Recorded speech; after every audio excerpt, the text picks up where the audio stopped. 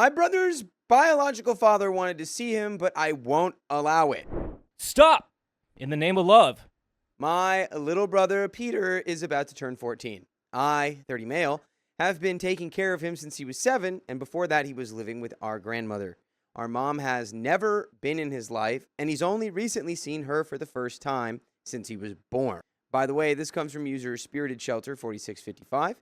And if you want to submit your own stories, go to the r/OK Storytime subreddit. I'm Dakota. I'm Keon. I'm Carly. And OP says, he's told me that he never wants her back in his life, which is more than fine by me.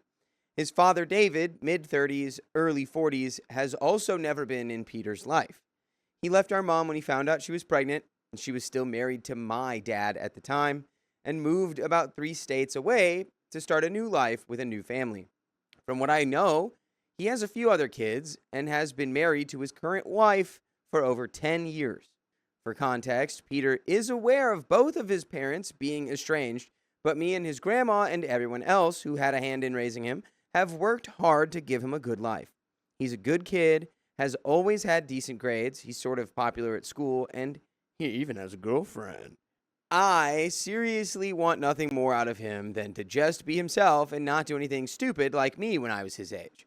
Yesterday, while Peter was at school, there was a knock at the door. It was David, and I instantly recognized him because he was a friend of the family for years, since I was a kid. I have no idea how he got my address since, again, he lives a few states away. But I'm guessing it has something to do with a relative of mine. Peter's birthday is in 4 days, and David said he was in our town for business, so he decided to stop by and see Peter for his birthday. Is that a coincidence? Is that a coinkadink? You didn't think of stopping by at all for the last 14 years, maybe? I'm 3 states over now, and I'm in the town, and I think I gotta say hi to my son. My estranged son, who I've never met or spoken to. Really talked to at all. But I guess it was, did he leave because it was a product of an affair, I guess? Because it said that when Peter was conceived, OP's mom was still married to her husband. So it might be like a shame. There's a lot of situation. missing context from all that, mumbo jumbo. But all we know from the context we got is that you haven't seen your son for pretty much the entirety of his life. Yeah. I asked how he thought I would be okay with him being anywhere near my little brother, and David was saying something about how his second oldest son just celebrated his 11th birthday, and he was feeling bad for not giving his oldest the same attention. When I told him that wasn't happening, he understood, but he still wanted to do something for Peter. So he handed me a blank check, and he told me to spend it on something that Peter will absolutely love and to give him a fun birthday party. I didn't think he was being condescending or anything until he asked that I tell Peter that everything I buy was from his dad's money. So I gave him back the check and removed him from my house because F that noise. You're not going to buy your way into your son's life, dude. He looked pretty upset about it, and he quietly left. I found the check in the mailbox later that afternoon. I ripped it up and threw it away. Just thinking about it pisses me off at this point. Why would he want to do this now, all of a sudden, after missing out on Peter's whole life? He wasn't there for my family when Peter was a toddler and he had to get stitches in his head after running into an open door, skill issue. He wasn't there when Grandma had a heart attack. He wasn't there when I was living out of a friend's van struggling to get my GED. When I mentioned it to people I know, their reactions have been mixed. Grandma especially says that I did the right thing and David doesn't deserve Peter in his life. My aunt, however, says that David does deserve a chance to be his dad because of all the years he's worked through the shame of how Peter was born. A few friends have also said that I should have taken the check and maybe add it to Peter's college fund, which doesn't have a lot right now. David was polite and all, and he looked successful, and he did seem like he regretted not being in Peter's life, but I still don't trust him. Money can't buy my respect. Either way, am I the a-hole? And there is an update. I think it's too soon to say whether you're the a-hole, because you got to tell Peter about it at least. Again, this was, I would have kept the check. That was probably the right move, and through all the emotions and everything. But again, a blank check is a blank check, and that can go to any fund for Peter, and it should have been Peter's decision. Like, if he saw, like, if he's like, oh yeah, I want that, or I'll save it. I don't want to talk to the guy, but it's one of those things. It was technically for Peter. Yeah, I think there's a little territorialness. Well, that's okay, because OP has pretty much fathered Peter. Like, not necessarily fathered, but was the support system and always there for Peter. Was part of the upbringing. Yeah, so I get it. I totally understand. You're like, hey, you don't deserve to have Peter in your life, kind of thing. You chose that path. But again, it's something that I think Peter's old enough to make a choice, or at least have a say. Yeah. Update. A few days ago, I posted about my little brother Peter's bio dad coming by my house wanting to see him for his birthday, which is tomorrow. I refused and then found a blank check he offered me in my mailbox, which I threw away. I got some good advice about what I should do, and the majority of you suggested that Peter should at least be told that his dad came by. He's 14 in a day, so he's old enough to decide to meet his own father if he wants to. The other day, after he got home from school, we sat down during dinner, and I happened to let it slip. It was kind of like, oh, by the way, bro, got to tell you that some guy came over looking for you.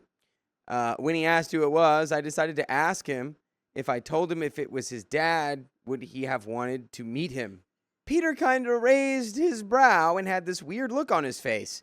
But when I told him I was serious, he went quiet. Then he just shrugged and said it might have been cool to meet his dad, but he never thought his dad knew who he was. The big guys always thought that his dad was just a donkey that got our mom pregnant, and the moment he found out, he ran, which isn't entirely true, but also isn't entirely wrong. He asked what his dad is like, and I told him all that I knew about him. His family, his history with our mom, and that he wanted to spend Peter's birthday with him and even pay for it. Peter's a smart guy, so he asked why his dad came now and not when he was 1 or 2. I said, I don't know, even though I did have an idea why. We ended the talk with me telling Peter that if he ever really wanted to meet his dad, just tell me, and I'll get in contact with him, and we'll figure out when and where. But nobody has the right to tell him he's right or wrong for doing whatever he wants to do with that. This weekend is Peter's weekend away with our grandma. He's been going to his grandma's house every other weekend ever since he moved in with me, even though he's getting older and doesn't really like to hang out with his 5-year-old cousin, who grandma has full custody of. Then, earlier today, after he had been there overnight, he texted me that grandma was taking him to Great Wolf Lodge. So he came back to get his swimsuit. I asked grandma if they were staying the night there, and she said yes, because Pete's always loved the Great Wolf Lodge and has been wanting to go back this summer.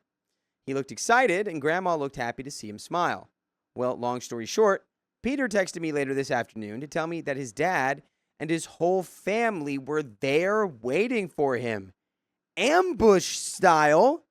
Who spilled the beans on that one? Well, just spill your beans. I bet it was Grammy. It was probably the guy David reached out to grandma and set this up. Well, yeah, because Opie's like, how did he find us after all this time? It has to be someone close to y'all. Grandmama makes sense. I don't know, dude. Seems silly. I just hope it wasn't a surprise. Feels like it might have just been a surprise to OP. Peter was introduced to his dad, his stepmom, and all of his half-siblings today without me, and it was disguised as a birthday celebration. He had been texting me all day, and I was trying to call Grandma, but her phone was apparently on Do Not Disturb. I've been losing my mind all day trying to get answers, and when I finally got a hold of her, it was when she and Peter and his cousin were all heading home. Peter wanted to leave early, despite the hotel reservations. He stopped texting me after a while, and she told me that we'll talk about it later. He came home a little bit ago, and he went straight to his room and hasn't been out since. I stormed up to my grandma, who was still in the car, and she told me, we'll talk about this again sometime tomorrow, because the cousin was asleep, and she didn't want to argue in front of her. Then she drove off, and I stood there for a good minute or so, just staring at her taillights.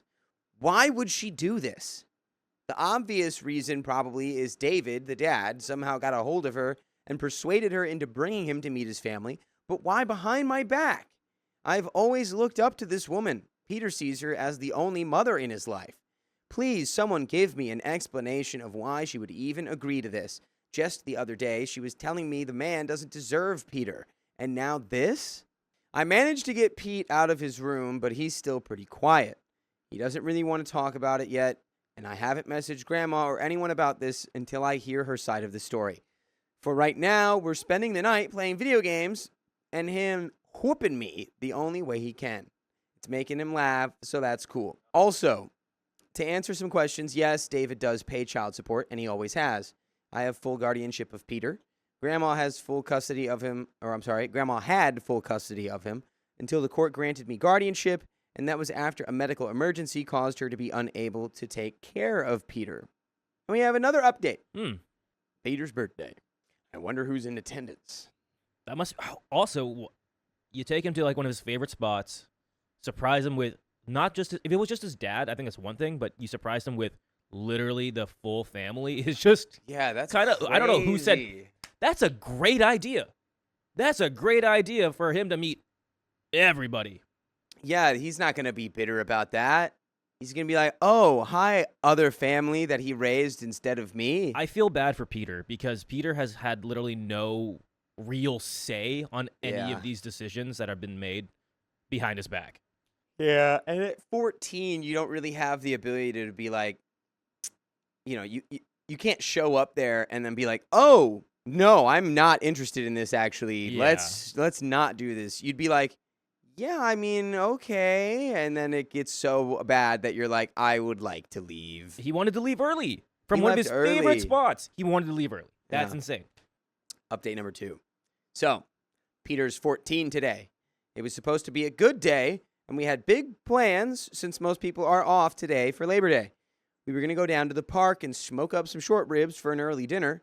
Pete can't resist barbecue, and we invited everyone he wanted to come join us. That included Grandma and his cousin, his best friends and their families, his girlfriend and her family, and some family friends that he's known since he was a baby. After yesterday's fiasco at Great Wolf Lodge with his dad, that obviously wasn't going to happen today. Pete spent most of his birthday either playing video games quietly or watching Netflix with me. I did try and talk to him about yesterday, but he still didn't say much about it. He just gave some vague details like what slides he went down, what they had for lunch, and what his half-brother and sisters were like. Peter mentioned that his dad's wife was really interested in him and asking questions, and David, the dad, was mostly watching over the other kids. There was one moment he told me that his dad tried to talk to him alone, but that stopped almost immediately. When I asked why, he got quiet and said that his dad mentioned something about our mom. That was enough for me. We did get 2 surprise visits today. One from my old boss, Max, who not only got me my first job, but also helped raise Peter along with his wife when me or Grandma couldn't watch him. He was in town and remembered Pete's birthday, so he and his wife brought him a present. They had to leave shortly after, but Pete was happy to see them after about a year, and he loves his gift. He's been wanting to learn how to play the bass, so Max gave him a freshly tuned hand-me-down Ibanez. The other visit, as predicted, was from Grandma. She came by with a cake that she made, and just last week, Peter was telling me how much he's been wanting one of our Grandma's cakes. She doesn't use mixed or canned frosting. It's all homemade, baby. But the minute he saw her, he ran into his room and locked it. She wanted him to come out and have some cake, but I shut that down. I asked if she realized what she did yesterday with his dad, and he's been quiet and keeping to himself pretty much since the minute he got back. She asked why, because he was having a good time until he asked her to bring him home. I told her I wanted to know everything that happened, how it all started, why it's happening now, and why she's suddenly wanting Peter and his dad to be together again after 14 years. And half that time, she was doing his job and our mom's. We sat down on the couch, and she started talking. It turns out she's been in contact with David ever since Peter was about 4. It hasn't been much, just sending emails and occasional calls. He got in contact with her as soon as he could, apparently, but they've been keeping their interactions low-key ever since. She then told me that whenever it's time to order school photos for Pete, she always scanned them and emailed them to David since he asked her to start doing that. The pictures thing makes sense because Pete did tell me the first thing his dad told him was, "You look just like your pictures." Yeah, stupid. That's how pictures work. You kind of look like me. Oh, you look like the pictures of you I've been getting for 10 years. Grandma told me that yesterday was also the first time she had met his wife and his kids, and she says they're a very nice family. I asked her what Pete did when he saw his dad, and she said that he didn't really have much of a reaction. He just said hi when they were introducing each other. The rest of the day was mostly everyone trying to talk to him, and him just clamming up and going on his phone, probably to text me. I asked Grandma if this was always planned, and she said no. David actually came by her house the other day, and they had a sit down and came up with the idea together. She says that she thought it was a bad idea at first, but David was laying it on thick about how he wanted to do something nice with his oldest, and now he's always wanted to introduce Peter to his family. I asked her to answer honestly if money changed hands. She said no, but it was offered that he'd pay for the trip to Great Wolf, and she remembered how much Pete loved the place, so she must have thought it wouldn't be so bad since she'd be with him. For the first time since I can remember, I raised my voice at her and asked how she could think this would be a good idea.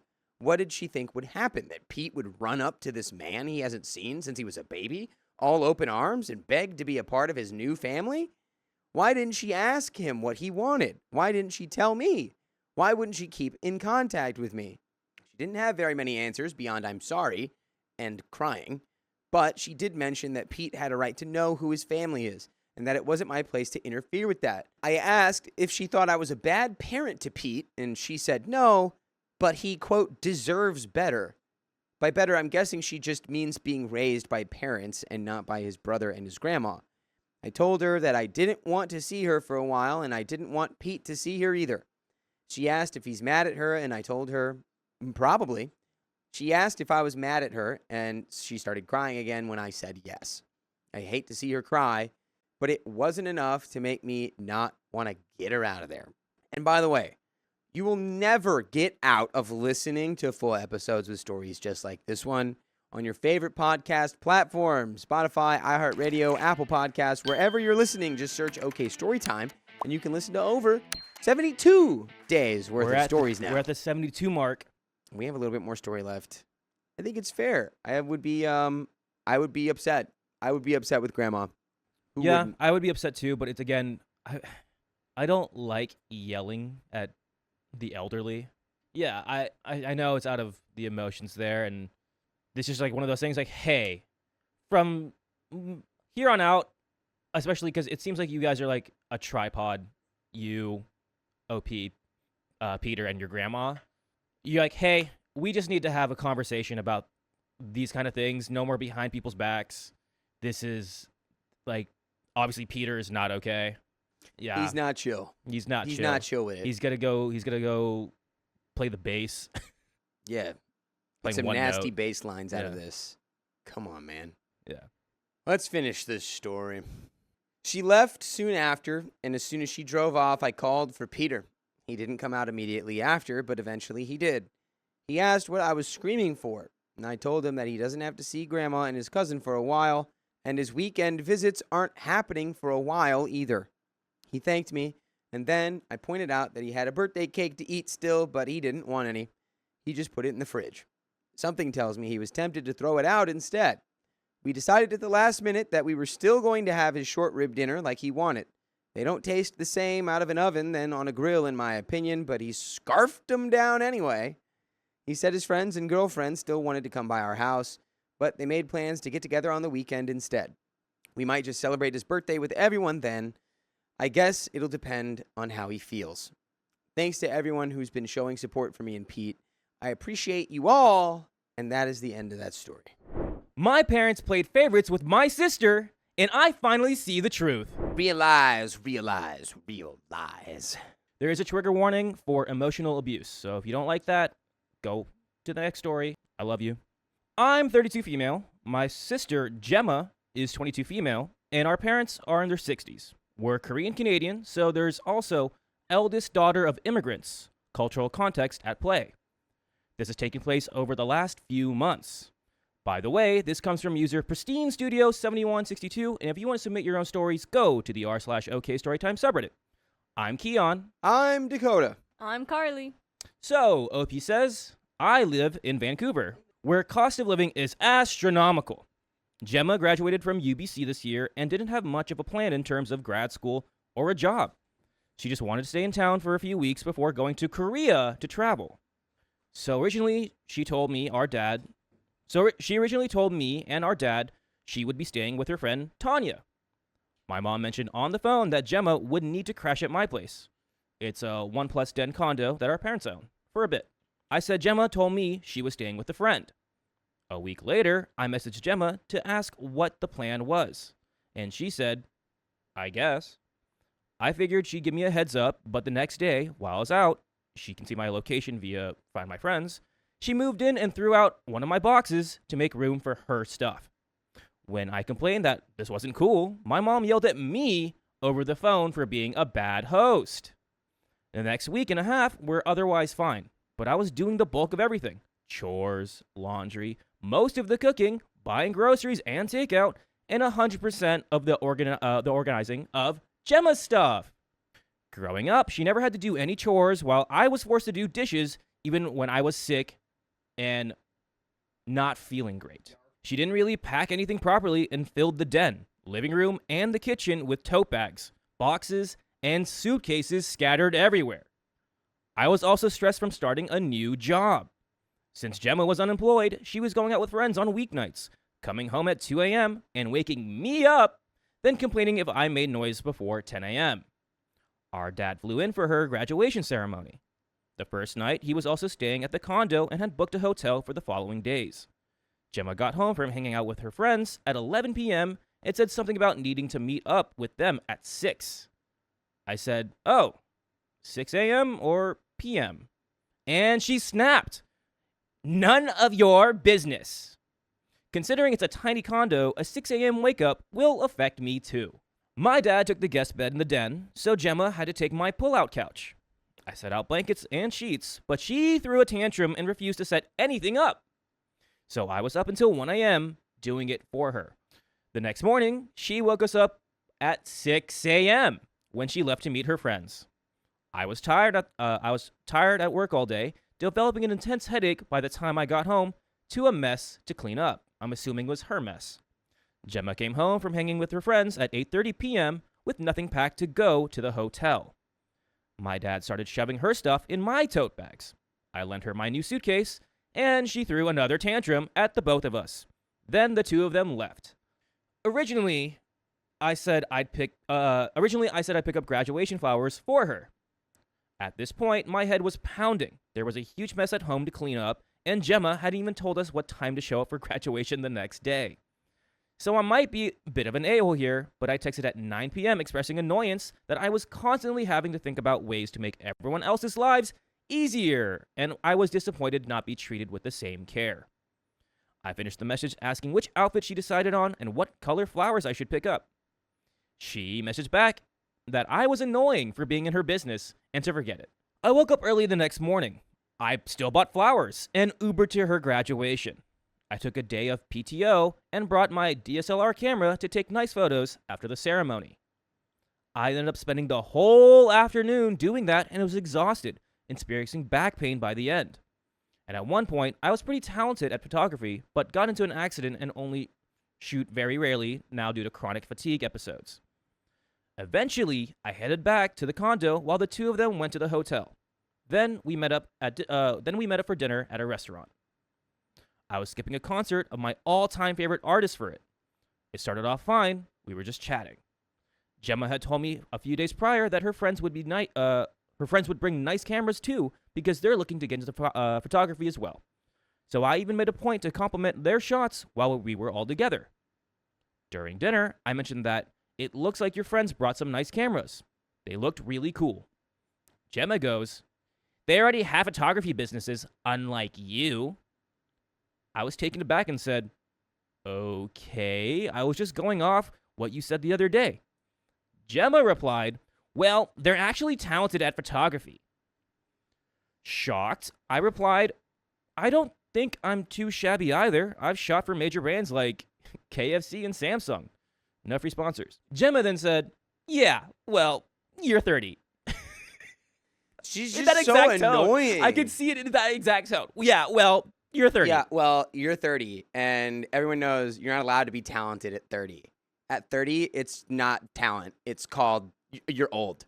To which I pointed out, I was 23 when I was shooting for those brands. Gemma kept going with, yeah, well, brands have invited them to travel with world shooting photography since they were 18. This is just such a sibling conversation, and it's so dumb because I do this all the time with my sister. I also love that you're the only one that has a sibling right now. He's going crazy. It's like, oh, wow, this is an existential crisis for me that I'm like, I do this all the time. Me and Dakota are just watching an only child. Yeah. We're just here for the show. OP says, at this point, I was still trying to defuse the situation and said, Gemma, you don't need to put me down to talk up your friends. You kind of are not diffusing the situation because you're still playing this game with her. If she says something, you're like, I don't care. Whatever. Yeah, if anything, just be like, your friend probably is a way better photographer than me. You're right. Yeah. At that point, there's no reason to keep playing this game with her. Gemma then snapped, you insulted my friends. Our dad was there for this entire exchange and said nothing to stick up for me or shut it down. I excused myself to the bathroom, texted our mom that I was baffled and hurt by what just happened, and then called my best friend, who was equally baffled. Eventually, I went back to the table.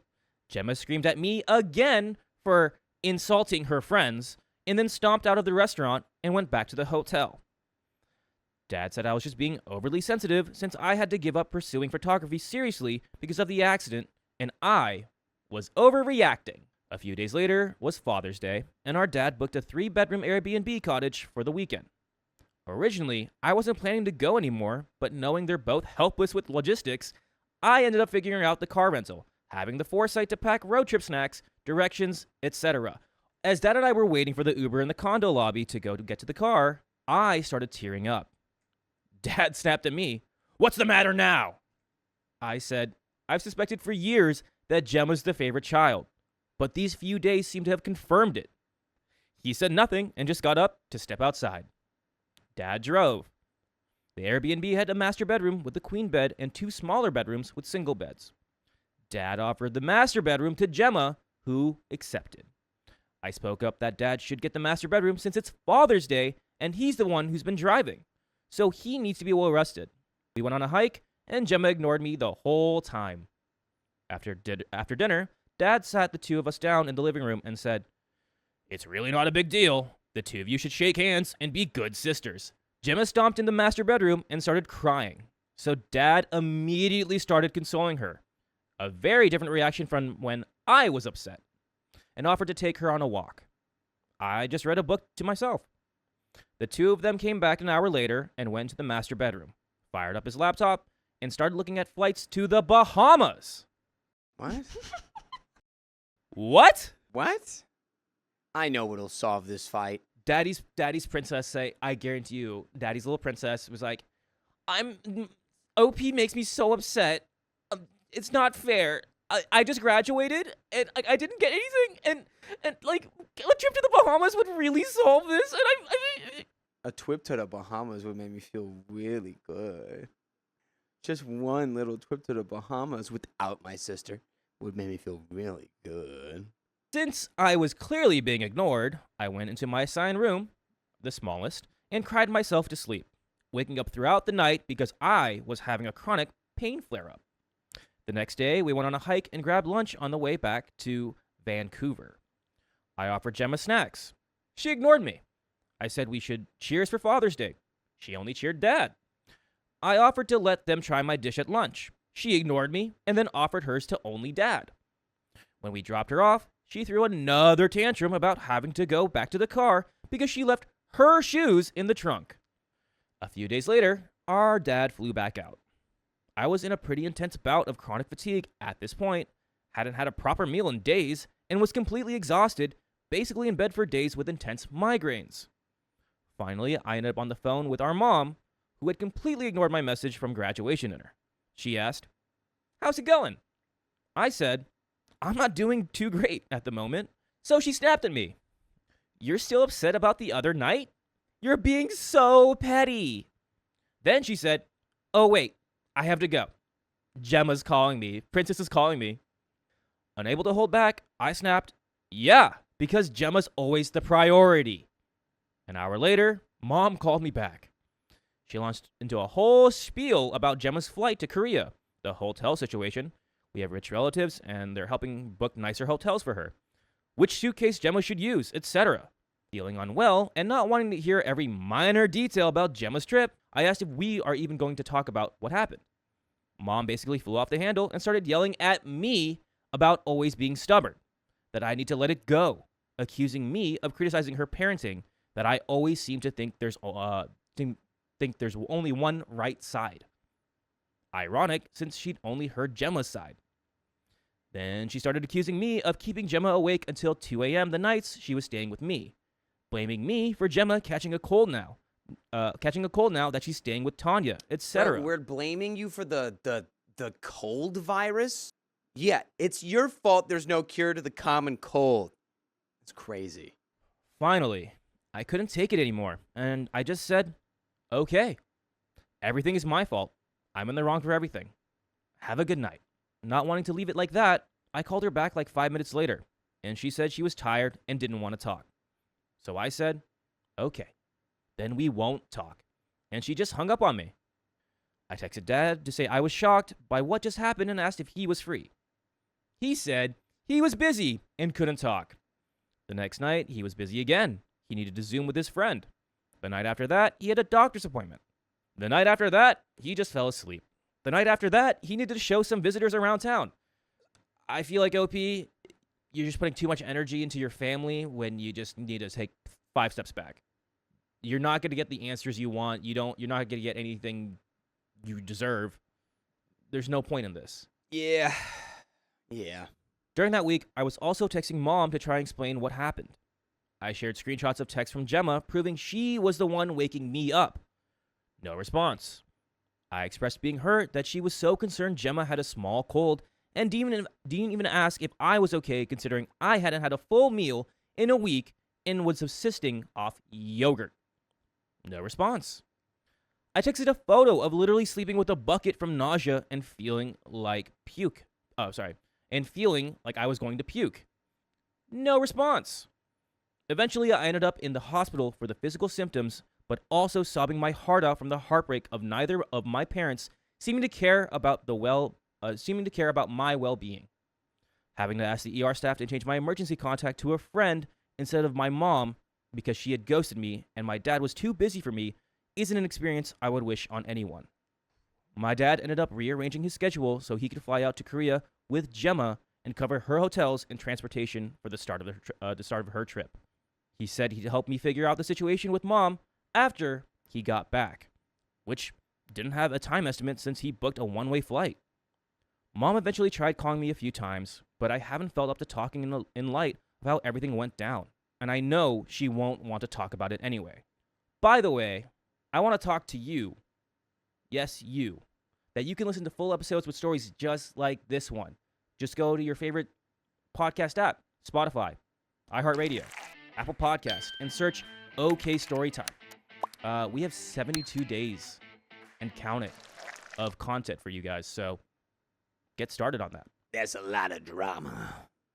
Twists, turns, intrigue. There's a little bit left, but from my experience, OP, even if you know the truth is out there, your parents are not gonna support that. They're not gonna be like, okay, now you're just targeting us, kind of thing, or like you're lashing out on us because the truth. You're just putting so much energy, and it's not worth it. I think one, you let Gemma get away with it. Again, someone said you are the a-hole to yourself. You let your sister get away with all these things because you allowed it. You didn't put your foot down. You should have been like, I'm tired of this. Yeah, I don't know. As someone who has a sibling, and it's kind of similar with my lifestyle, you just take 5 steps back, and you know what? You're like, I don't need to be a part of this. I love you guys, but I'm gonna do my own thing. You can do your own thing. You don't gotta do their thing. Especially when they're like, you have to like, you just be like, you don't need my help. Clearly, you guys got it covered. Right. You don't even have time for me anyway, so whatever. Just I'm removing myself from the equation. Yeah, because what's the problem here? Gemma's the favorite. Your parents are only picking Gemma over you, and you're just fighting a brick wall at this point. It's not worth it. The brick wall always wins. I would just go low contact. And then if it, low contact at the bare minimum, no contact if that what's make you, if that makes you feel better. Yeah. But we have a little bit left. In the weeks since, I've started looking back at our childhood experiences and started noticing just how massive the differences in the way we've been treated have been. Dad got back to Canada recently. He texted a few times, but I didn't respond because it's been pretty clear I'm at the very bottom of his priority list. And at this point, I need to exercise some self-preservation by focusing on my health. He insisted that we talk, so we finally did today. Oh, now he wants to talk. It was an hours-long conversation, but the gist of it is that he says I'm hurting the family with my behavior. That I'm overly sensitive to be upset about what happened at dinner.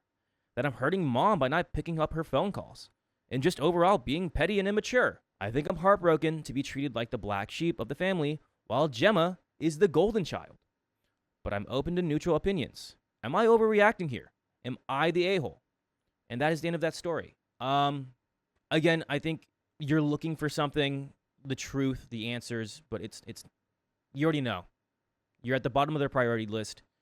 It's going to be a rinse, repeat, recycle with, like, you complain. You're going to bring up why Gemma's getting all this priority, and they're just going to say, that's, that you're not being fair. And it's just going to be that full circle, and nothing's going to change. It's not worth it. You guys could probably use a little therapy.